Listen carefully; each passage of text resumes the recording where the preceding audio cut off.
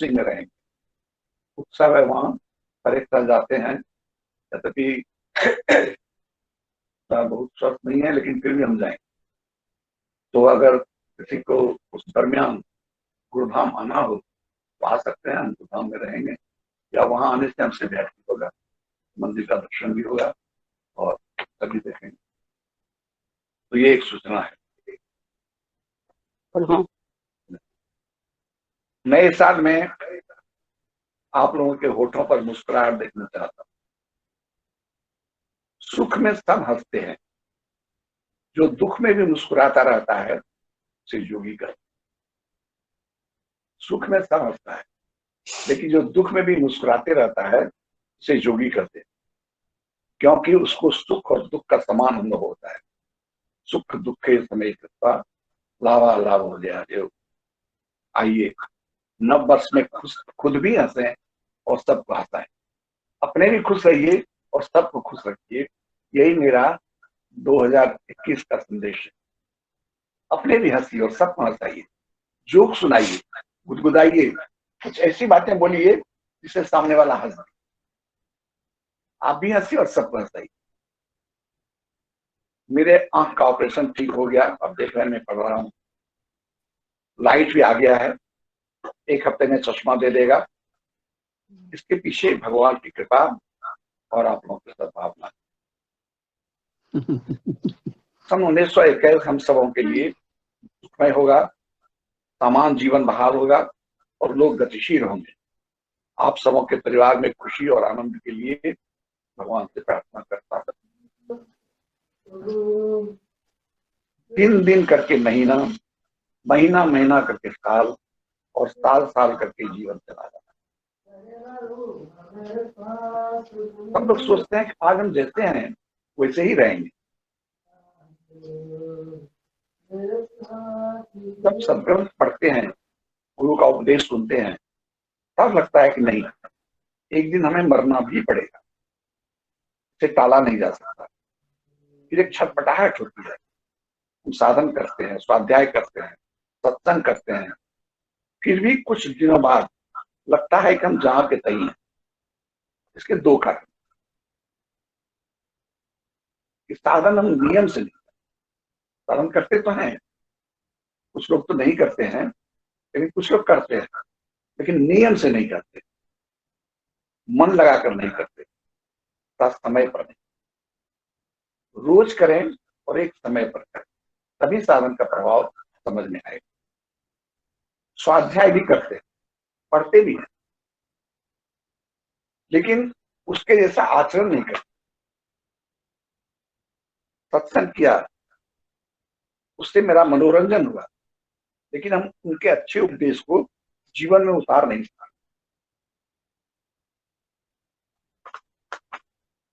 साधन किया लेकिन नियम से नहीं किया, स्वाध्याय किया तो उसमें कुछ बातों को हम आचरण में नहीं उतार सके। तब शिष्य अपने गुरु के पास गया और कहा कि गुरु जी, हम सब तरह से दुखी।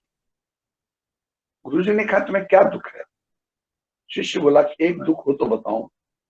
शरीर में रोग आते ही रहते हैं, अपना परिवार मित्र कोई रिश्तेदार मदद नहीं करता, पत्नी सेवा नहीं करती, बच्चे नालायक हैं, सब तरह से मैं दुखी, क्या करूं?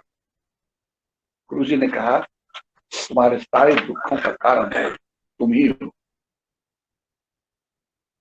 जैसे शहद के एक पात्र में मक्खी बैठा, उसने पेट भर शहद का आनंद लिया, इतना ही करके अगर वह उड़ जाता तो उसे शहद का आनंद भी मिलता और जीवन भी सुरक्षित रहता। लेकिन और शहद पाने की लालसा में वह और मधु में घुसते चला गया, और कुछ संघर्ष करने के बाद वह मर गया, उसे उठाकर फेंक दिया गया। हम लोग इस संसार में अधिक मोह और तृष्णा के लिए हंसते चले जा रहे हैं। तुमने जिन लोगों से रिश्ता जोड़ा है उसके प्रति तुम्हारी आसक्ति है, उनसे तुम्हारी अपेक्षा है। अपना मान अपना मान लेना ही दुख का कारण है। अपेक्षाएं पूरी नहीं होने पर चिंता होती है, चिंता से बीमारी होती है। शिष्य ने कहा, गुरु जी का उपाय क्या है? गुरु जी ने कहा, सबसे पहले नियमित साधन करके अपने मन को खाली कर, कुछ भी इच्छा नहीं रहे, कुछ मांगने की लालसा त्याग। हम साधन कर रहे थे, हमको कुछ मिलेगा नहीं, हम खाली हो जाए। हमारे भीतर जो इच्छाओं का बवंडर भरा हुआ है उसको हम समझता है और अपने मन को सुषुम्ना में एकाग्र करने की चेष्टा। तो सुनिए, गौतम जी सुनो ना, ये सुनो ना। सबसे पहले नियमित साधन करके अपने मन को खाली कर दो, कुछ भी इच्छा न हो, किसी से कुछ पाने की अपेक्षा, प्रेम और संतोष से भर। प्रेम में पाने की इच्छा नहीं होती, लुटाने की इच्छा होती है। जिससे हम प्यार करते हैं उसको देना चाहते हैं, और संतोष हमको लेने नहीं, संतोष लेने की इच्छा को खत्म कर देता है। तब किसी से कोई शिकायत नहीं रहती। जहां अपेक्षा है वहां प्रेम नहीं है। दूसरी तरफ कुछ पाने की इच्छा बची है तो संतोष नहीं। विचार के द्वारा दो दवाइयों को आप स्वीकार कर लो, जिसे तुम परिवार, मित्र और कुटुंब कहते हो। सेवा सबकी करो, लेकिन किसी से कोई एक्सपेक्टेशन मत रखो। जितनी अपेक्षा होगी उतना दुख होगा। नियमित साधन करके ही तुम ऐसा कर सकोगे। शिष्य ने गुरु को रोते हुए प्रणाम किया, हे ठाकुर, आपने मेरे अंधकार में जीवन में ज्ञान का दीप जला दिया। मैं आपको बारंबार प्रणाम करता हूँ। साधन करने से, स्वाध्याय करने से हम रिक्त होते हैं, कुछ मिलता नहीं है। हमारे भीतर में जो इच्छाओं का बवंडर है वो धीरे धीरे धीरे शांत, और जब शांत होता है तो उसमें दो चीज है, एक प्रेम और दूसरा संतोष। प्रेम हमको देने के लिए प्रेरित करता है। जिससे हम प्यार करते हैं ना, बाप फटा धोती पहनता है और बेटा को रेशमी का पहनता है, क्योंकि उस बेटे से वो प्यार करता है। हम दे नहीं सकते हैं तब तक जब तक कि हमको उस बेटे से दे। दूसरों के सुख को महसूस करते हैं। बच्चा जब रोता है ना तो माँ समझ जाती है उसको, दूसरा नहीं समझता। इसलिए माँ उस बच्चे से बहुत प्यार करती है। इसलिए जब हम किसी से प्यार करते हैं तो उसकी तकलीफ को हम अनुभव करने लगते हैं और उसको मदद करने के लिए हम छटपटा जाते हैं। तो सबसे प्रेम करते हैं। हम ये नहीं करते हैं पत्नी बच्चे से तब करता है, लेकिन आपका ये प्रेम जितना व्यापक होगा उतना हम आनंद से भर दें। सब सुखी रहे, सबका कल्याण हो, सबको हम सुखी रखें, सबको हम हंसाते रहें, उसके चेहरे पर मुस्कुराहट लाते रहें। ये प्रेम का परिणाम और संतोष तो नहीं। और किसी से कुछ पाने की अपेक्षा, क्योंकि जितना अपेक्षाएं हैं उतना दुख होना अनिवार्य। ये प्रेम और संतोष, प्रेम चाहिए देने के लिए और संतोष चाहिए नहीं लेने। इससे अपने मन को भरे, फिर जीवन में कोई दुख। रोग, अधिकतर रोग, कुछ रोग तो प्रारंभ है उसके अनुसार होता है, लेकिन अधिकतर रोग असंयमी जीवन और चिंता से होता है। जितना एक्सपेक्टेशन रहेगा उतना चिंता होगा। हमारा भाई नहीं पूछता है हमको, मित्र मदद नहीं करता है हमको, ये नहीं, ये चिंता का कारण है। हमको कुछ चाहिए ही नहीं, हमको क्यों चिंता, क्यों कोई हमको देगा। हम किसी से कोई अपेक्षा नहीं रखते, हम बस देना चाहते हैं। और हमको इतना दें कि देने के लिए हमको पैसा खरीद सके, और जो देता है उसको घटता भी नहीं। ये मेरा, तो हमारा कहने का तात्पर्य है कि साधन करें लेकिन रोज करें, समय पर करें। स्वाध्याय करें तो उसकी अच्छी बात को अपने जीवन में उतारने की कोशिश। सत्संग करें तो उसमें जो बात हमको सूट करता हो या जो हम कर सकते हैं उसको करने की चेष्टा। तो इससे हमारा अंतर्मन खाली है, और दो चीज को हम आयत्त करें, एक प्रेम और एक संतोष। अधिक पाने की इच्छा से भी हम दुनिया भर का गलत काम, और ये गलत काम करने के लिए हमको चिंता होता है, और उसका परिणाम तो आज में कर, तो इसलिए हमको उतना ही चाहिए जितना हमारा न्यायपूर्वक बनता है। अगर 10 रुपया बनता है तो 11 रुपया नहीं चाहिए। ये जिसकी भावना है वो जीवन में सबसे सुख। और जो 10 रुपया के बदले 12 रुपया पाने के लिए 2 रुपया बेईमानी करता है, झूठ बोलता है, कपट करता है, वो चिंतित भी रहता है, बीमार भी रहता है, और बाकी 2 क्या 10 उसका वकील और इनकम टैक्स वाले ले जाए, खाली करता नहीं। इसलिए हमको उतना ही चाहिए जितना हमारा बनता है। हम व्यापार करते हैं तो प्रॉफिट तो लेना है, लेकिन ठगना नहीं। अगर हम खेती करते हैं तो मेहनत तो करनी है, लेकिन पहले भगवान के लिए माल निकालना है, फिर अपने खाने के लिए, फिर बेचना है। उतना ही चाहिए जितना मेहनत से मेरा बनता है, उससे ज्यादा नहीं चाहिए। इसका नाम संतोष। और वो आदमी जो वशिष्ठ में लिखा है कि सुख की स्थिति बताया है कि चांदनी रात हो, नंदन वन हो, इंद्र के बगीचा का नाम नंदन वन, चांदनी रात हो, शीतल मंद पवन चलता हो, उर्वशी खड़ी हो समर्पण के साथ, कामधेनु गाय हो, ये सब एक साथ मिल जाए तो जितना सुख मिलेगा उसका 1000 गुना सुख व्यक्ति को है।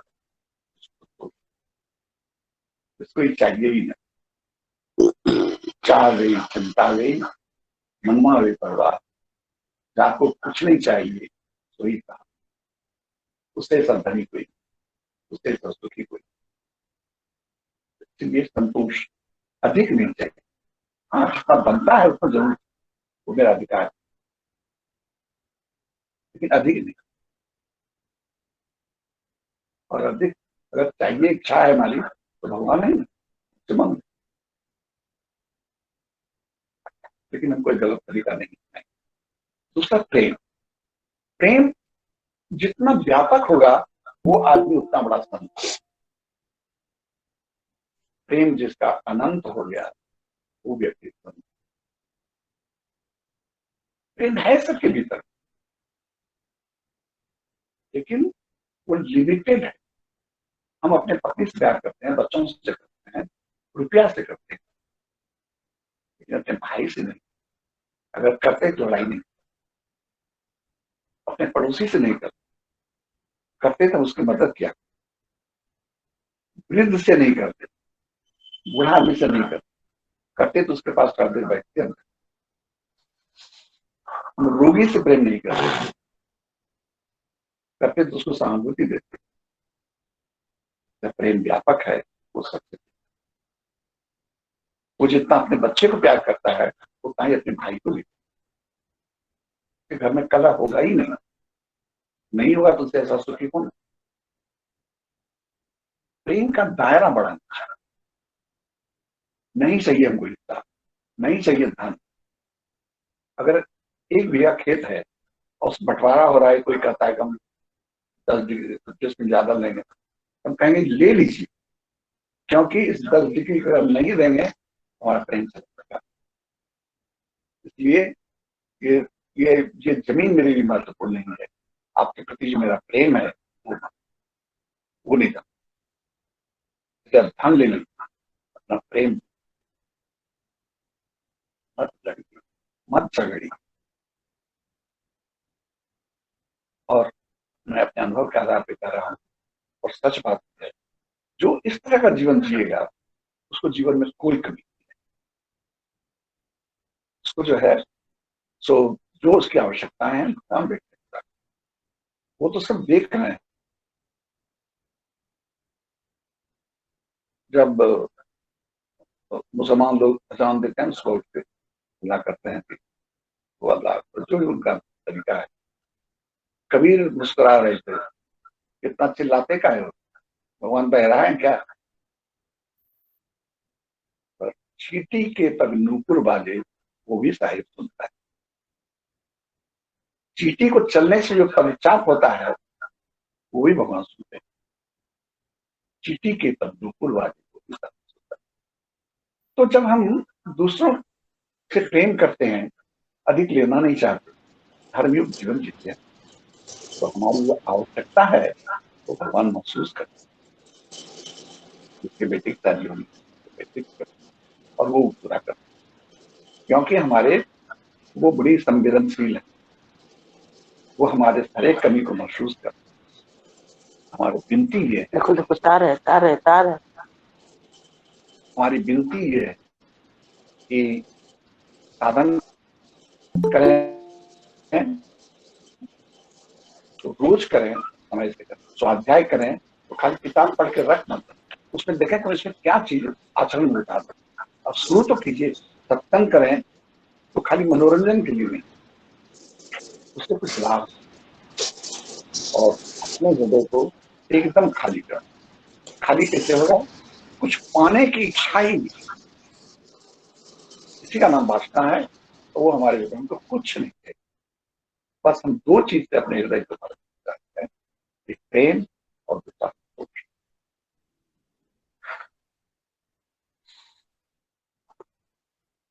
नॉर्मली भाई भाई से ही बंटवारा शुरू होता है, ये प्राकृतिक नियम है, इसमें दुगराई नहीं।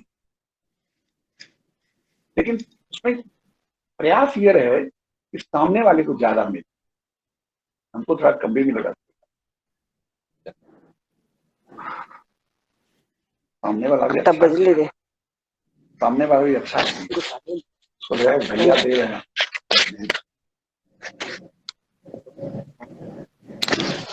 ये हमारे प्रेम को दोष हो, और हम एक भजन कर देते हैं, एक भजन कर देते हैं।